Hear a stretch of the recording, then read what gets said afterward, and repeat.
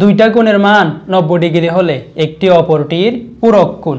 দুইটা কোণের মান 180 ডিগ্রি হলে একটি অপরটির সম্পূরক কোণ। একটি কোণ অপর কোণের বিপরীতে থাকলে একটি কোণ অপর কোণের বিপরীতে থাকলে পরস্পর বিপ্রতীপ কোণ। দুইটা কোণের মাঝখানে একটি সাধারণ বাহু থাকলে পরস্পর সন্নিহিত কোণ।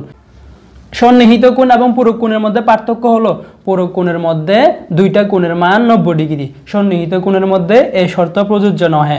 অনুরূপ কোণ বা একই রকম কোণ, এর একই রকম কোণ হলো বি কোণ, এক্স এর একই রকম কোণ হলো ওয়াই কোণ। সুতরাং এ কোণের মান 120 ডিগ্রি হলে বি কোণের মানও 120 ডিগ্রি। সুতরাং এ ও বি পরস্পর অনুরূপ কোণ।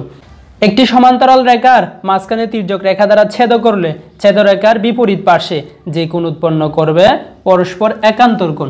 আশা করি কনসেপ্ট ক্লিয়ার। ভিডিওটা এতটুকু ভালো লাগলে please share the video and follow the page.